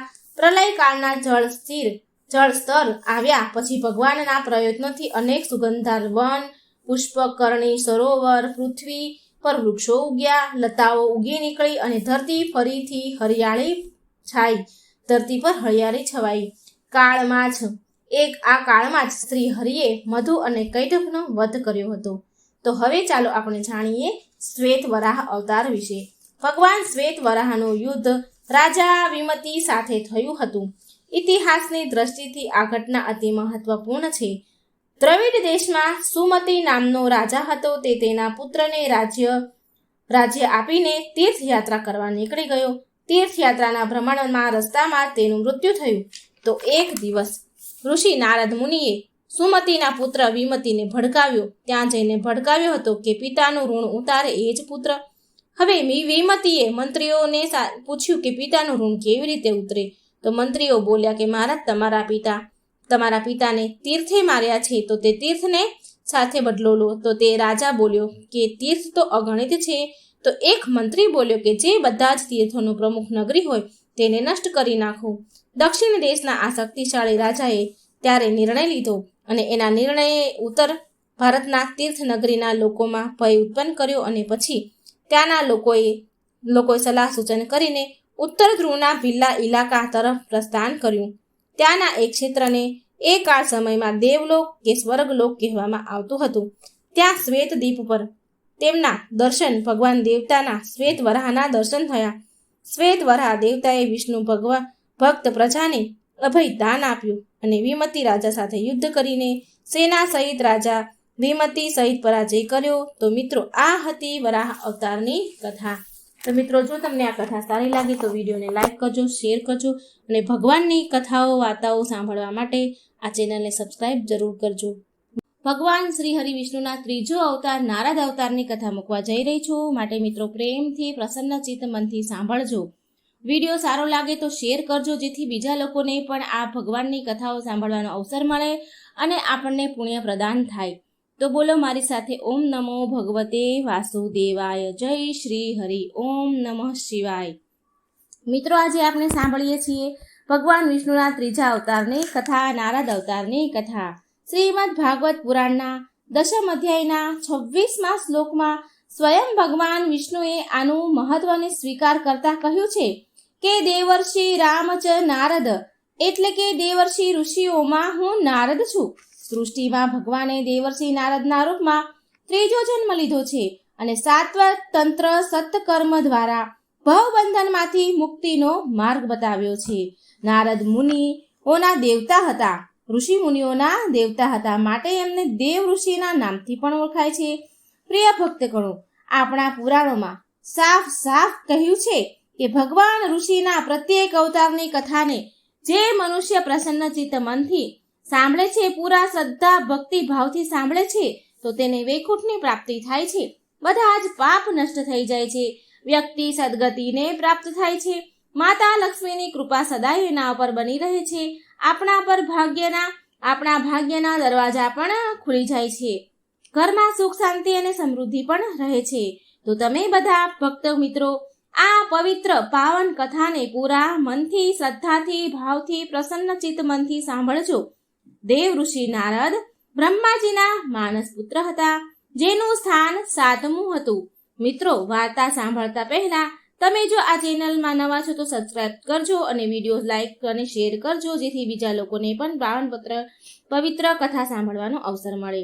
ચાલો સાંભળીએ ભગવાન નારદ મુનિના જન્મની કથા. ઓમ ગંગ ગણાધિપતે નમઃ. ઓમ નમઃ શિવાય. ઓમ નમો ભગવતે વાસુદેવાય. સૌથી પહેલા આપણે શરૂ કરીએ દેવ ઋષિ નારદજીના જન્મની કથા. દેવ ઋષિ નારદ તેના આગલા જન્મમાં એટલે કે તેના પહેલાના જન્મમાં ગંધર્વ હતા. એકવાર બ્રહ્માજીની સભામાં બધા જ દેવતા અને ગંધર્વ ભગવાનના નામનું કીર્તન કરી રહ્યા હતા. કીર્તન કરવા આવ્યા હતા. ત્યાં નારદજી પણ તેમની પત્નીઓ સાથે તે સભામાં આવ્યા. નારદજી જો કે એ સમયે ગંધર્વ હતા, તે તેની પત્નીઓ સાથે વીણા તથા શિંગાર કરતા જોવામાં આવ્યા. વીણા વગાડતા જોયા. આ જોઈને બ્રહ્માજીએ એમને શ્રાપ આપ્યો અને કહ્યું કે હે ગંધર્વ, તારો જન્મ એક શુદ્ર કુળમાં થશે. તું એક શુદ્ર કુળમાં જન્મ લઈને ગરીબનું જીવન વ્યાપન કરીશ. જ્યારે એ ગંધર્વે શ્રાપના કારણે આગળના જન્મ લીધા બાદ તરત જ તેના પિતાની મૃત્યુ થઈ ગઈ. તેની માતા દાસીનું કાર્ય કરીને તેનું ભરણ પોષણ કરી રહી હતી. નારદજીએ જે પછી જન્મ લીધો શ્રાપના કારણે, તો એ વખતે તેની માતા દાસીનું કાર્ય કરીને ભરણ પોષણ પાલન પોષણ કરતી હતી. એક દિવસ ગામમાં અમુક મહાત્માઓ આવ્યા, સંતો આવ્યા અને ચતુર્માસ ચાલી રહ્યો હતો. એટલા માટે ચતુર્માસ કરવા માટે એ ગામમાં જ રહી ગયા. નારદજી બાળપણથી જ અત્યંત સુશીલ હતા. તે રમવાનું છોડીને, બાળપણમાં તો રમવા કૂદવાનું જ હોય, પણ એ નારદજી બાળ સ્વરૂપમાં પણ રમવાનું છોડીને મહાત્માઓ સાથે બેસી રહેતા અને તેમની નાનામાં નાની સેવા બહુ મનથી કરતા હતા. સંત મહાત્માઓ એનાથી ખુશ હતા. સંત સભામાં જ્યારે ભાગવત કથા જ્યારે કહેતા હતા, તો એ બાળ સ્વરૂપ નારદજી તન મન એક કરીને પ્રસન્ન મનથી ખુશ થઈને એ કથા સાંભળતા. સંત લોકો તે નારદજીને તેનું બચેલું ભોજન ખાવા આપી દેતા હતા. જે કંઈ બચ્યું વધ્યું ઘટ્યું હોય એ બધું આપી દે. પ્રિય ભક્તો, સાધુ સેવા અને સત્સંગ મોક્ષ ફળ પ્રદાન કરનાર હોય છે. એના પ્રભાવથી નારદજીનું હૃદય પવિત્ર થઈ ગયું અને સમસ્ત પાપ ધોવાઈ ગયા. અને પાપ ધોવાઈ જતા સમયે મહાત્માઓએ પ્રસન્ન થઈને નારદજીને ભગવાન નામનો જપ અને ભગવાનના સ્વરૂપના ધ્યાન કરવાનો ઉપદેશ આપ્યો. એક દિવસની વાત છે. એક સાપના કરડવાથી એ બાળકની માતા એટલે કે જે બાળ સ્વરૂપમાં નારદજી હતા, એમની માતા આ સંસાર છોડીને ચાલ્યા ગઈ. આ સંસારમાંથી તેમણે વિદાય લીધી. હવે આ નારદજી આ સંસારમાં એકલા જ રહી ગયા. એ સમયે તેમની ઉંમર માત્ર 5 જ વર્ષની હતી. એ બાળક નારદજી રડતા રડતા કકળતા રહી ગયા. એકલા જ આ સંસારમાં રહી ગયા. તે નાના એવા બાળકને તેની જાતે સંભાળવી પડી અને ભગવાનનો પરમ અનુગ્રહ માનીને આ અનાથનો નાથ દીનાનાથનું ભજન કરવા માટે ચાલી નીકળ્યા.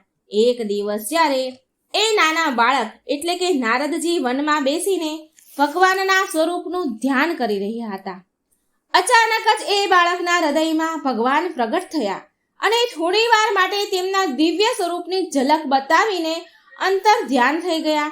ભગવાનનું બીજી વાર દર્શન કરવા માટે નારદજી મનમાં વ્યાકુળ થઈ રહ્યા હતા. એમને ફરી દર્શન કરવા હતા.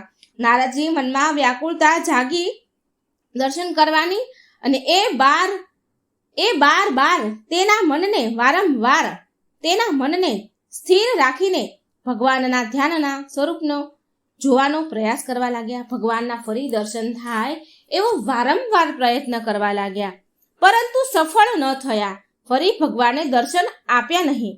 એ સમયે આકાશવાણી થઈ, હે બાળક, હવે આ જન્મમાં ફરીવાર તને મારું દર્શન નહીં થાય. આગળના જન્મમાં તું મારા પાર્ષદ રૂપમાં મને ફરી પ્રાપ્ત કરીશ. સમય આવવા પર નારદજીનું પંચતત્વનું ભૌતિક શરીર છૂટી ગયું અને કલ્પના અંતમાં એ બ્રહ્માજીના માનસ પુત્રના રૂપમાં અવતરિત થયા. દેવર્ષિ નારદ ભગવાનના ભક્તોમાં સર્વશ્રેષ્ઠ છે. આ ભગવાનની ભક્તિ અને મહાત્મયના વિસ્તાર માટે એમની વીણાના ધૂન તાન પર ભગવત પુરાણનું ગાન કરતા નિરંતર વિચરણ કર્યા કરે છે. નારદજીને ભગવાનનું મન પણ કહેવાય છે. અવિરલ ભક્તિના પ્રતીક અને બ્રહ્માજીના માનસ પુત્ર માનવા વાળા દેવર્ષિ નારદનો મુખ્ય ઉદ્દેશ ભક્તની પુકાર ભગવાન સુધી પહોંચાડવાનો છે. તે શ્રી હરિ વિષ્ણુના મોટા ભક્ત માનવામાં આવે છે અને નારદજીને અમર થવાનું વરદાન પ્રાપ્ત છે. ભગવાન વિષ્ણુની કૃપાથી નારદજી બધા જ ગુણો અને ત્રણેય લોકમાં ક્યારેય પણ પ્રગટ ક્યાંય પણ થઈ શકે છે. હવે ચાલો આપણે સાંભળીએ આ કથા. એક સમયની વાત છે. નારદ મુનિ બહુ ઘનઘોર જંગલમાં તપસ્યા કરી રહ્યા હતા. બહુ જ કઠિન પર તપસ્યા કરી રહ્યા હતા. નારદ મુનિની આવી કઠોર તપસ્યાની સૂચના જ્યારે ઇન્દ્રદેવને મળી તો એ વિચારવા લાગ્યા કે આ નારદ મુનિ ઇન્દ્રપ્રદ એટલે કે સ્વર્ગનું સિંહાસન લેવાના ઉદ્દેશથી આટલી કઠોર તપસ્યા કરી રહ્યા લાગે છે.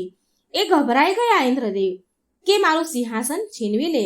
આમ વિચારીને તેમણે નારદ મુનિની તપસ્યામાં વિઘ્ન નાખવા માટે કામદેવને બોલાવ્યા અને એમને આજ્ઞા આપી કે ગમે તે રીતે નારદજીની તપસ્યા ભંગ કરો.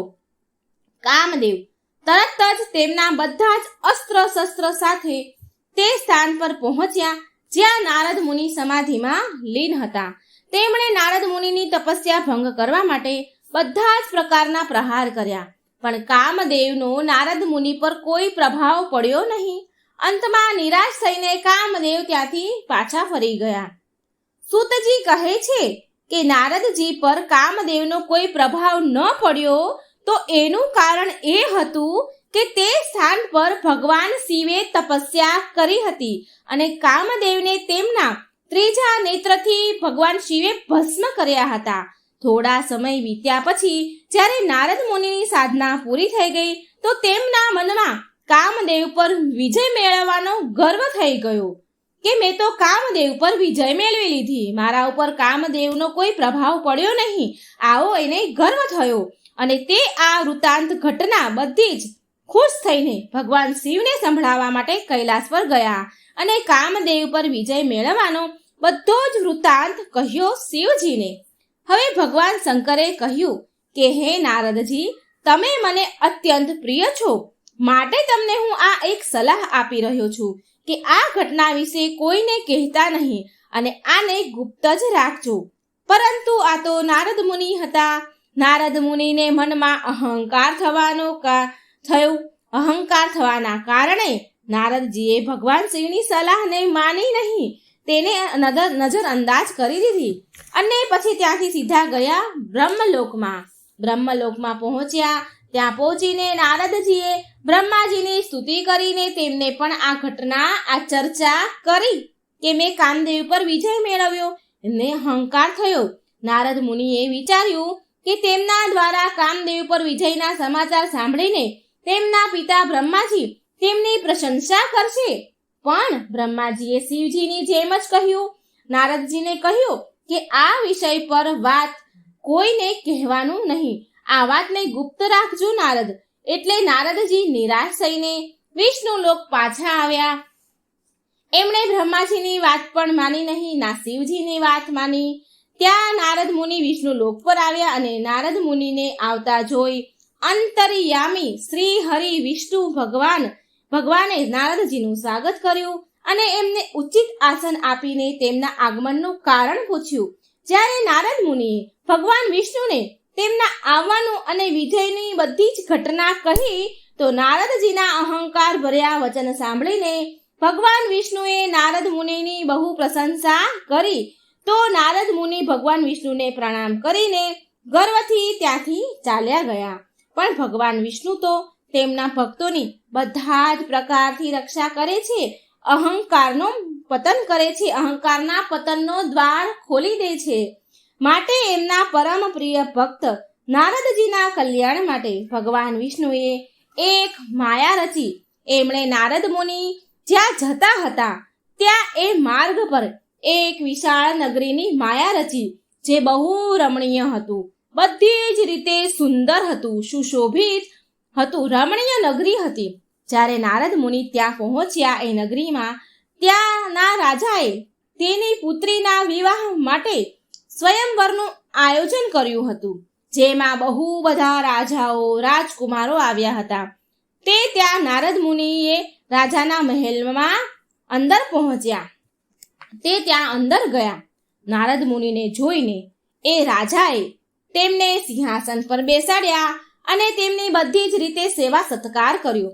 ત્યાર પછી એ રાજાએ તેની પુત્રીને બોલાવી અને નારદ મુનિને કહ્યું કે હે મુનિવર, તમે તો જ્યોતિષ વિદ્યાના મહાજ્ઞાની છો. મેં મારી પુત્રી માટે સ્વયંવરનું આયોજન કર્યું છે. કૃપા કરી તમે મારી દીકરીનું ભાગ્ય જુઓ, આને કેવો વર મળશે વગેરે વિશે બધું એ રાજાએ પૂછ્યું કે અમને જણાવો. જ્યારે રાજકુમારી પરમ સુંદરીનું ભાગ્ય જોયું નારદજીએ, તો નારદ મુનિ ચકિત રહી ગયા.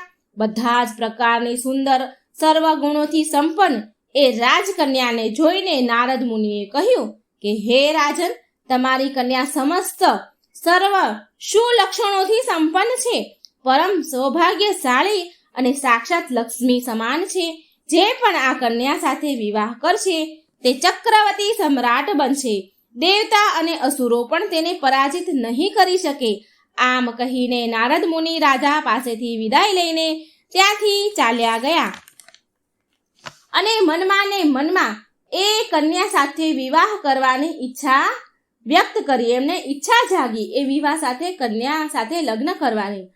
આ પ્રકારે તત્વજ્ઞાની નારદજી મોહ માયાના ચુંબકીય આકર્ષણમાં ફસાઈ ગયા. સમસ્ત નારીઓને સુંદરતા સૌથી પ્રિય હોય છે. આ સંસારમાં ભગવાન વિષ્ણુ કરતા સુંદર કોણ છે? આમ વિચારીને નારદ મુનિ વિષ્ણુ લોક પહોંચ્યા અને નારદ મુનિને ત્યાં આવેલા જોઈને ભગવાન વિષ્ણુ એની માયાથી મોહિત થયેલા નારદજીને તેના આવવાનું કારણ પૂછ્યું. તો નારદ મુનિએ ભગવાન વિષ્ણુને બધી જ વાત કહી સંભળાવી. જે નગરી સુંદર જોઈ, જે ઘટના છે એ બધી જ ભગવાન વિષ્ણુને સંભળાવી અને કહ્યું કે મને તમારી સમાન સુંદર રૂપવાન બનાવી દો પ્રભુ, જેનાથી એ સુંદર કન્યા મને સ્વયંવરમાં મારું વરણ કરે, મને જે વરણ કરે. આ સાંભળીને ભગવાન વિષ્ણુ મંદ હસવા લાગ્યા અને કહ્યું હે મુનિવર, જેમાં તમારું ભલું હશે હું એ જ કરીશ, તમે એ સ્થાન પર જાઓ એવું કહ્યું. પછી ભગવાને નારદજીના બધા જ અંગ તેમના પોતાના જેવા સમાન બનાવી દીધા.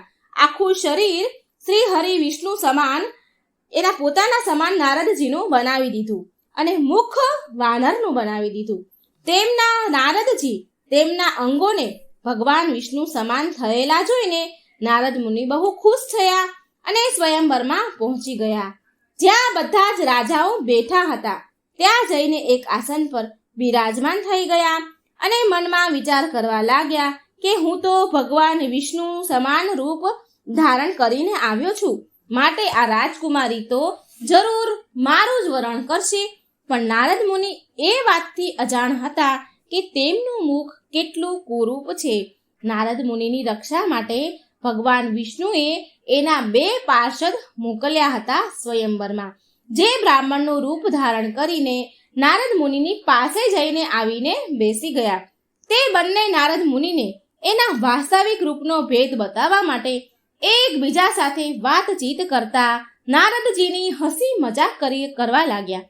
પણ આ કામ વશ મોહ માયામાં વશ થયેલા નારદ મુનિએ તેમની વાતો પર ધ્યાન જ ન આપ્યું અને રાજકુમારીના આવવાની વાટ જોવા લાગ્યા. થોડી વાર પછી રાજકુમારી સ્ત્રીઓથી ઘેરાયેલી વરમાળા લઈને મંડપમાં આવી તેની ઈચ્છા અનુસાર વરને શોધતા તે સભામાં ફરવા લાગી. નારદ મુનિના રૂપને જોઈને એ રાજકન્યા ગુસ્સે થઈ અને આગળ વધી અને સભામાં તેના ઈચ્છા પ્રમાણે વર જોવા માટે તે કન્યા આગળ વધી અને તેના ઈચ્છા અનુસાર વર ન જોયો તો તે કન્યા દુઃખી થઈ ગઈ. આટલામાં એ સભામાં ભગવાન વિષ્ણુ પ્રગટ થયા. વિષ્ણુ ભગવાનને જોઈને તે રાજકન્યા બહુ ખુશ થઈ અને વરમાળા ભગવાનના ગળામાં પહેરાવી દીધી. હવે શું? ભગવાન વિષ્ણુએ કન્યાને લઈને તરત જ ત્યાંથી લઈને અંતર ધ્યાન થઈ ગયા અને તેમના વૈકુંઠ લોકમાં ચાલ્યા ગયા.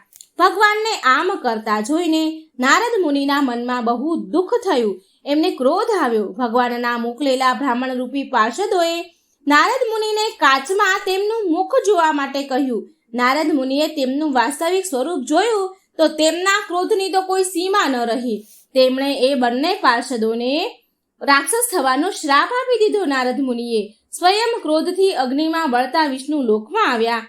પ્રિય ભક્તગણો, એ કન્યા વાસ્તવમાં સ્વયં મહાલક્ષ્મી હતા, પણ કામરૂપી મેઘ નારદ મુનિના કામરૂપી સૂર્યને ઢાંકી દીધો હતો, જેના કારણે નારદજી આ કામરૂપી મોહમાયાને સમજી ન શક્યા અને ક્રોધવશ થઈને ભગવાન વિષ્ણુને અપશબ્દ બોલવા લાગ્યા અને શ્રાપ આપ્યો. શ્રાપ આપતા નારદ મુનિએ કહ્યું કે હે વિષ્ણુ, તમે મારી સાથે છળ કર્યો છે, મને વાનરનું રૂપ આપી દીધું છે અને સ્વયમે કન્યાનું વરણ કરી લીધું. તમારા કારણે જે પ્રકારે હું સ્ત્રી માટે વ્યાકુળ થયો, એવી રીતે તમે પણ મનુષ્ય રૂપમાં ધરતી પર જન્મ લેશો અને સ્ત્રી વિયોગનું તમને દુઃખ મળશે. અજ્ઞાનથી મોહિત થયેલા નારદ મુનિએ જ્યારે ભગવાન વિષ્ણુને શ્રાપ આપ્યો, ત્યારે માયાપતિએ વિષ્ણુ ભગવાને નારદ મુનિને શાંત કર્યા અને એમની માયાને ખેંચી લીધી. માયાના દૂર થતાં જ નારદ મુનિને પહેલા સમાન જ્ઞાન થઈ ગયું. તેમને બધું ભાન થયું. તેને તેની કરણી પર અત્યંત પછતાવો થયો અને વારંવાર તેની પોતાની નિંદા કરતા ભગવાનના ચરણોમાં પડીને બોલ્યા કે હે નારાયણ, કામવશ મોહિત થઈને મેં આ કામ કર્યું છે. મેં તો તમને શ્રાપ પણ આપી દીધો છે. હે લક્ષ્મીપતિ, મારા વચનોની મિથ્યા કરી દો. ત્યારે ભગવાન બોલ્યા, હે ઋષિ શ્રેષ્ઠ, આ જે પણ થયું છે એ ભગવાન શિવની જ માયા છે. જે તમે મદમાં આવીને તેની વાત માની નહીં, એ કારણે આ બધું થયું છે. હવે તમારા શ્રાપમાં પણ જગતનું જ કલ્યાણ છુપાયું છે. તમારા શ્રાપના કારણે જ આજે મારા રામ અવતારનું બીજ રોપણ થયું છે. પ્રિય ભક્તગણો, નારદ મુનિના શ્રાપના કારણે જ ભગવાન વિષ્ણુના બંને પાર્ષદ રાવણ કુંભકર્ણના રૂપમાં પૃથ્વી પર રાક્ષસના રૂપમાં જન્મ લીધો અને સ્વયં ભગવાન વિષ્ણુએ રામ અવતાર લઈને તેમને મુક્તિ આપી. રામ અવતારમાં ભગવાન વિષ્ણુને નારદ મુનિના શ્રાપના કારણે સ્ત્રી વિયોગનું દુઃખ ઉઠાવવું પડ્યું. તો આ હતી નારદ મુનિના વાનર બનવાની કથા. હવે તમે મિત્રો આ નારદજીના સ્ત્રી બનવાની કથા તમે નહીં સાંભળી હોય તો આ કથા પણ નારદ મુનિના જન્મથી અને એના સ્ત્રી બનવાથી જોડાયેલી છે. હવે મિત્રો આપણે સાંભળે નારદજીની સ્ત્રી બનવાની કથા. નારદજીએ સ્ત્રી બનીને બાળકોને પણ જન્મ આપ્યો હતો. તો ચાલો આપણે આ પાવન પવિત્ર કથા સાંભળીએ. એક સમયની વાત છે. નારદ મુનિના મનમાં ભગવાન વિષ્ણુના દર્શન કરવાની ઈચ્છા થઈ તો સ્વર્ગમાંથી વૈકુંઠ જવા માટે નીકળ્યા. નારદ મુનિને ત્યાં ભગવાન વિષ્ણુના દર્શન થયા. ભગવાન વિષ્ણુ એમના હાથમાં શંખ ચક્ર ગદા લઈને બહુ સુંદર લાગી રહ્યા હતા. એ સમયે ભગવાન વિષ્ણુ અને તેમની અર્ધાંગિની દેવી લક્ષ્મી એકબીજા સાથે હસી મજાક કરી રહ્યા હતા, વાતો કરી રહ્યા હતા. હવે એ સમયે નારદ મુનિને આવ્યા ત્યાં અને નારદ મુનિને આવતા જોઈને દેવી લક્ષ્મીએ એ સ્થાનથી ઉઠીને ત્યાંથી ચાલ્યા ગયા એમના મહેલમાં. જ્યારે દેવી લક્ષ્મી ભવનમાં ચાલ્યા ગયા ત્યાંથી ઉઠી ગયા નારદજીને જોઈને તો નારદ મુનિએ ભગવાન વિષ્ણુ પાસે આવીને પૂછ્યું, હે પ્રભુ, દેવી લક્ષ્મી મને જોઈને આવી રીતે કેમ જતા રહ્યા? હું કોઈ ખરાબ વ્યક્તિ છું કાંઈ? હું કઈ નીચ વ્યક્તિ તો નથી. સમસ્ત ઇન્દ્રિયો પર મારો વશ છે. હું કોઈના પર કુદ્રષ્ટિ નાખતો નથી. તો પછી દેવી લક્ષ્મી અંદર કેમ ચાલ્યા ગયા? નારદજીની વાત સાંભળીને ભગવાન વિષ્ણુ બોલ્યા કે માયાને જીતવી એ બહુ કઠિન છે. માયાને જીતવું એ બહુ કઠણ છે નારદ મુનિ. સનકાદિક મુનિઓ માટે પણ આ માયાને જીતવી એ અસંભવ છે. પછી નારદ મુનિ તમારી અને અન્ય મુનિઓની તો શું વાત કરવી? માયા કોઈ પણ સમયે મનુષ્યની બુદ્ધિ હરી શકે છે. માટે આ કારણથી દેવી લક્ષ્મી ઊભા થઈને ભવનમાં ચાલ્યા ગયા. દેવર્ષિ નારદ બોલ્યા, પ્રભુ, મેં માયાને જીતી લીધી છે. માયા મારી ઉપર કોઈ પ્રભાવ નથી નાખી શકે એમ. હું સદાચારનું પાલન કરનાર છું. નારદજીની વાત સાંભળીને ભગવાન વિષ્ણુ હસી પડ્યા. બોલ્યા કે નારદ, તું આ વાત કોઈ પણની સામે બોલતા નહીં, કારણ કે માયાને જીતવી કઠણ છે. માયા સદાય પ્રાણીઓમાં બ્રહ્મ નાખે છે, બ્રહ્મતા ઉત્પન્ન કરે છે. કામ, ક્રોધ, મદ, મોહ, લોભ આના જ સ્વરૂપ છે. આટલું કહીને ભગવાન વિષ્ણુ ચૂપ થઈ ગયા. ત્યારે દેવર્ષિ નારદ બોલ્યા, હે પ્રભુ, હું તમારી આ માયાનું સ્વરૂપ જોવા માંગુ છું. જો તમે મારા પર પ્રસન્ન છો તો કૃપા કરી તમે મને તમારી આ માયાનું વાસ્તવિક રૂપ દેખાડો. કેમ કે આને જોવા માટે, જાણવા માટે મારી પ્રબળ ઈચ્છા છે. મારા મનમાં ઈચ્છા ઉત્પન્ન થઈ છે, માટે તમે મને આ માયાને બતાવો અને આ સમજાવો અને મારા મનને શાંત કરો. નારદજીની આવી વાત સાંભળી, પ્રાર્થના સાંભળી ભગવાન વિષ્ણુ બોલ્યા કે નારદ, માયા તો સર્વવ્યાપી છે, પણ જો તમે એને જોવા જ માંગો છો તો ચાલો મારા ગરુડ પર સવાર થઈ જાઓ. હું તમને માયાના દર્શન કરાવું છું. આટલું કહીને ભગવાન વિષ્ણુ પણ ગરુડ પર બેસી ગયા અને તેની પાછળ નારદજી પણ બેસી ગયા. ભગવાન વિષ્ણુનો આદેશ મેળવીને ગરુડજીએ ઉડવાનું શરૂ કર્યું. ભગવાન વિષ્ણુ જે દિશામાં જુએ એ દિશામાં ગરુડ જાય. આમ અનેક વન, નદી, પર્વત, નગર અને નાના નાના ગામો, જંગલો ફરતા ફરતા પ્રાણીઓને જોતા જોતા ભગવાન વિષ્ણુ કન્યાકુંજ નામના સ્થળે પહોંચ્યા. કન્યાકુંજમાં એક મોટું સરોવર હતું. ભગવાન વિષ્ણુ અને નારદજી સરોવર પાસે ગયા. બંને ગરુડ ઉપરથી નીચે ઉતર્યા અને તે સરોવર પાસે ભ્રમણ કરવા લાગ્યા. થોડી વાર પછી ભગવાન વિષ્ણુએ નારદજીને કહ્યું, નારદ, તમે અત્યારે સરોવરમાં જઈને સ્નાન કરો. ભગવાન વિષ્ણુની વાત સાંભળીને નારદ મુનિ એમની વીણા ભગવાન વિષ્ણુ પાસે મૂકી દીધી અને સરોવરમાં ચાલ્યા ગયા અને સ્નાન કરવા લાગ્યા. સ્નાન કરતા સમયે નારદજીએ સરોવરમાં ડૂબકી મારી અને જેવા ઉપર આવ્યા તો નારદજીએ જોયું કે તેમનું શરીર આખું સ્ત્રીનું થઈ ગયું છે. દૂર ઉભેલા ભગવાન વિષ્ણુ નારદજીને જોઈને હસી રહ્યા હતા. સ્ત્રી બન્યા પછી નારદજીને જૂનું કંઈ યાદ જ નહોતું. એ કોણ હતા, ક્યાં હતા, શું હતા, એ બધી જ યાદદાસ્ત, એ બધી સ્મૃતિ નારદજીની ચાલી ગઈ. એ બધું જ ભૂલી ગયા કે એ કોણ છે. ત્યારે ભગવાન વિષ્ણુ નારદજીની વીણા લઈને ગરુડ ઉપર બેસીને ત્યાંથી ચાલ્યા ગયા. સ્ત્રી બનેલા નારદ સરોવરના કિનારે બેઠા છે. પોતે પુરુષ હતા એ તેમને યાદ હતું નહીં. યાદદાસ્ત તે ભૂલી ગયા અને એ ભૂલી જવાના કારણે એ સરોવરના કાંઠે વિચારવા લાગ્યા કે હું કોણ છું અને હવે મારે ક્યાં જવું જોઈએ, શું કરવું જોઈએ, ક્યાંથી હું આવી છું, આ બધો વિચાર કરે છે. સ્ત્રી રૂપી નારદ આવો વિચાર કરી રહ્યા હતા. એ સમયે સરોવરના તટ પર કાળધ્વજ નામના એક રાજા તેની સેના સહિત ત્યાં પધાર્યા. બહુ જ સુંદર રૂપ થયું હતું નારદજીનું. બહુ સુંદર અને આકર્ષણ સ્ત્રી રૂપી નારદને જોઈને તાલધ્વજે પૂછ્યું કે દેવી, તમે કોણ છો? તમારા પિતા કોણ છે? પતિ કોણ છે?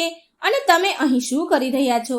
તો તાલધ્વજની વાત સાંભળીને સ્ત્રી રૂપી નારદ કહે છે કે મને ખબર નથી કે હું કોણ છું અને અહીં કેમ આવી છું. આ સમયે મારું કોઈ પણ રક્ષણ કરનારું નથી. ત્યારે તાલધ્વજ બોલ્યા કે દેવી, તું મારી સાથે મારા મહેલમાં ચાલ. હું તમારા પર મોહિત થઈ ગયો છું અને હું તમને મારી પત્ની બનાવવા માંગુ છું. તાલધ્વજની વાત સાંભળીને સ્ત્રી રૂપી નારદ પણ તૈયાર થઈ ગયા તેની સાથે જવા. તાલધ્વજે સ્ત્રી રૂપી નારદને તેના મહેલમાં લઈ ગયા અને એક શુભ મુહૂર્ત જોઈને સ્ત્રી રૂપી નારદ સાથે વિવાહ કરી લીધા એ તાલધ્વજ રાજાએ. ત્યાર પછી તાલધ્વજે અને સ્ત્રી રૂપી નારદ અનેક સ્થાનો પર ભ્રમણ કરે છે અને એકબીજા સાથે સમય વિતાવે છે. આવી રીતે 12 વર્ષ વીતી ગયા નારદજીને સ્ત્રી રૂપી થયાને અને એ રાજા સાથે જીવ્યાને. 12 વર્ષ વીતી ગયા પછી સ્ત્રી રૂપી નારદજીના ગર્ભમાંથી એક પુત્ર ઉત્પન્ન થયો, જેને જોઈને સ્ત્રી રૂપી નારદ અતિ પ્રસન્ન થયા. હવે તેનો સમય એ પુત્રના લાલન પાલનમાં વીતવા લાગ્યો, નારદ રૂપી સ્ત્રીનો. અને આવી રીતે નારદજીએ 12 પુત્રને જન્મ આપ્યો. આ બધા જ પુત્ર મોટા થઈ ગયા અને નારદજીએ તેના બધા જ પુત્રોના વિવાહ કર્યા. ઘરમાં પુત્ર વધુને જોઈને નારદ મુનિ સ્ત્રી રૂપી બહુ ખુશ થાય. એ સમયે નારદજી તેમના વાસ્તવિક રૂપને પૂરી રીતે ભૂલી ગયા હતા. આવી રીતે માયાના પ્રભાવથી નારદજી પોતાને જ ભૂલી જતા નારદજીને કેટલાય પૌત્ર અને પુત્રીઓ થઈ ગઈ. સ્ત્રીરૂપી નારદ ક્યારેક તેના પુત્રોને જોઈને એનો દુઃખ જોઈને ક્યારેક દુઃખી થતા, ક્યારેક સુખી જોઈને સુખી થતા, અને જ્યારે એ પરિવારમાં કોઈને પીડા થતી તો બહુ પીડા ભોગવતા. એક સમયની વાત છે. તાલધ્વજના રાજાએ પાડોશી રાજા તેના રાજ્ય પર આક્રમણ કર્યું હતું. તાલધ્વજના રાજાના રાજ્યમાં આક્રમણ કર્યું ત્યારે સ્ત્રીરૂપી નારદજીના પૌત્ર પુત્રી બધા જ યુદ્ધમાં મરી ગયા. એ યુદ્ધમાં નારદજીના બધા જ પૌત્રો અને પુત્રો મરી ગયા. એટલે નારદજી સ્વયં યુદ્ધ ભૂમિમાં જઈને તેના પુત્રો અને પૌત્રોને ખોઈ બેસવાના કારણે વિલાપ કરવા લાગ્યા, રડવા લાગ્યા. રાજા તાલધ્વજ પણ તેની સાથે, અને એ પણ બહુ દુઃખી હતા. આવી રીતે માયાથી છેતરાયેલા સ્ત્રીરૂપી નારદજીએ યુદ્ધમાં તેના પુત્ર અને પૌત્ર પુત્રીના મરી જવાના કારણે યુદ્ધ ભૂમિમાં રડી રહ્યા હતા. તો સ્ત્રીરૂપી નારદને યુદ્ધ ભૂમિમાં રડતા જોઈ ભગવાન વિષ્ણુએ એક બ્રાહ્મણના રૂપમાં સ્વરૂપ લીધું અને ત્યાં આવ્યા. સ્ત્રીરૂપી નારદને સમજાવે છે કે દેવી, તું કેમ રડી રહી છો? કોઈના પુત્ર નથી, ના તો કોઈના પિતા છે, ના કોઈના પુત્ર છે, અને આ કોઈની નથી, અહીંયા કોઈની માતા, ના કોઈની માતા, ના કોઈના પિતા, ના કોઈના પુત્ર. આ બધા સંબંધ માયા ઝાડના છે. તમારા દુઃખને છોડીને આની અંતિમ ક્રિયાનું કાર્ય કરો. આ ધરતી પર બધા જ માયા ઝાડના સંબંધ છે. કોઈનું અહીંયા કોઈ નથી. બ્રાહ્મણ રૂપી વિષ્ણુ ભગવાનની વાત સાંભળીને સ્ત્રીરૂપી નારદે તાલધ્વજે બંનેએ તેમના મરેલા પુત્ર અને પૌત્રોના અંતિમ સંસ્કાર કર્યા. ત્યાર પછી બ્રાહ્મણ રૂપી ભગવાન સ્ત્રી રૂપી નારદને કહે છે કે હવે તમે તમારા પૌત્રની આત્માની શાંતિ માટે તીર્થમાં જઈને સ્નાન કરો.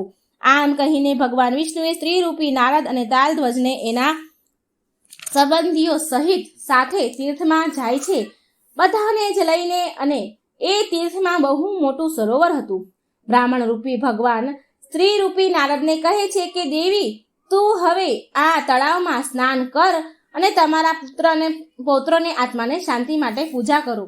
દેવી, તમે તમારા પુત્રો માટે શોક ન કરો, રડશો નહીં, વિલાપ ન કરો. તમારા ન જાણે કેટલાય જન્મ થઈ ગયા. તમે તમારા આ શોકને ત્યાગી દો અને તમારા કર્તવ્યનું પાલન કરો. બ્રાહ્મણ રૂપી ભગવાનની વાત સાંભળીને સ્ત્રીરૂપી નારદ સ્નાન કરવા માટે એ સરોવરમાં ગયા અને પૂજા કરે છે. એ સરોવરમાં સ્ત્રીરૂપી નારદે ડૂબકી મારી. જેવી જેમણે ડૂબકી મારી બહાર આવે છે તો એમનું શરીર પુરુષમાં જોવે છે. સ્ત્રીમાંથી પાછા એ નારદજી રૂપમાં આવી ગયા. ધીરે ધીરે તેમની સ્મૃતિ બધી જ પાછી આવી ગઈ નારદજીની. સરોવરની બહાર આવી ગયા પછી નારદજીને ભગવાન વિષ્ણુના દર્શન થયા છે. આ જોઈને નારદજી બહુ ખુશ થયા. ત્યારે રાજા તાલધ્વજ જુએ છે કે તેની પત્નીની જગ્યા પર સરોવરમાંથી કોઈ પુરુષ નીકળી રહ્યો છે. તો એ ભગવાન વિષ્ણુને પૂછે છે, હે પ્રભુ, મારી પત્ની ક્યાં ગઈ? તો ભગવાન વિષ્ણુ બોલ્યા કે હે તાલધ્વજ, આ સંસારમાં કોઈનું નથી. જેવી રીતે એ સ્ત્રી સરોવર પાસે મળી હતી એવી જ રીતે સરોવરમાં જ તે વિખૂટી પડી ગઈ. માટે તું એને ભૂલી જા અને ભગવાનના ધ્યાનમાં લાગી જા. ભગવાન વિષ્ણુની વાત માની તાલધ્વજ તેનું રાજ્ય છોડીને જંગલમાં તપસ્યા કરવા ચાલ્યા ગયા. સરોવરમાંથી પુરુષ રૂપ ધારણ કર્યા પછી નીકળેલા નારદજીને ભગવાન વિષ્ણુ હસીને કહે છે કે હે નારદજી, હવે તો તમને મારી માયાના દર્શન થઈ ગયા ને? તમે જોયું ને કે મારી માયા કેટલી બળવાન છે. હવે મને વિશ્વાસ છે કે માયાને જોવાની. નારદજી બોલ્યા કે હવે મને માયાના દર્શન થઈ ગયા. અને ભગવાન વિષ્ણુ કહે છે કે હવે મને વિશ્વાસ છે કે માયાને જોવાની જે તમારા મનમાં ઈચ્છા જાગી હતી તે હવે પૂરી થઈ ગઈ છે. હું હવે વૈકુંઠ જાઉં છું. તમારી ઈચ્છા હોય તો મારી સાથે વૈકુંઠ આવી શકો છો, કે પછી તમારી ઈચ્છા અનુસાર તમારે બીજે પણ જવું હોય તો જઈ શકો છો. નિર્ણય લેવા માટે તમે સ્વતંત્ર છો. ભગવાન વિષ્ણુની વાત સાંભળીને નારદ મુનિ બોલ્યા કે હે પ્રભુ, તમે મને માયાના દર્શન કરાવ્યા માટે તમારો બહુ બહુ ધન્યવાદ. હે પ્રભુ, તમારો ખૂબ ખૂબ ધન્યવાદ. હવે હું બ્રહ્મલોકમાં જવા ઈચ્છું છું. તમે વૈકુંઠ જાઓ.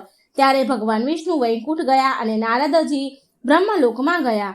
પ્રિય ભક્તગણો, પૌરાણિક માન્યતા અનુસાર નારદ મુનિ બ્રહ્માજીના ખોળામાં પ્રગટ થયા હતા. બ્રહ્માજીના પુત્ર બનવા માટે તેમણે કઠોર તપસ્યા કરી હતી. તે સૃષ્ટિના પહેલા સંદેશવાહક છે, પત્રકાર પણ માનવામાં આવે છે. દેવર્ષિ નારદને સમાચારના દેવતા પણ કહેવાય છે, કેમ કે તે હંમેશા ત્રણેય લોકમાં ભ્રમણ કરતા રહે છે, સૂચના આદાન પ્રદાન કરતા રહે છે. પ્રિય ભક્તો, નારદજીને એક જગ્યા પર ન ટકવા પાછળ પણ એક કારણ છે. નારદજી ક્યારે એક જગ્યા પર નથી ટકતા. રાજા દક્ષ દ્વારા તેમને શ્રાપ આપવામાં આવેલો હતો. પૌરાણિક માન્યતા અનુસાર રાજા દક્ષના 10,000 પુત્ર હતા, જેને નારદજીએ મોક્ષની શિક્ષા આપીને રાજપાઠથી મુક્ત કર્યા હતા. પછી રાજા દક્ષે પંચજની સાથે વિવાહ કર્યા અને તેમને 1,000 પુત્ર થયા.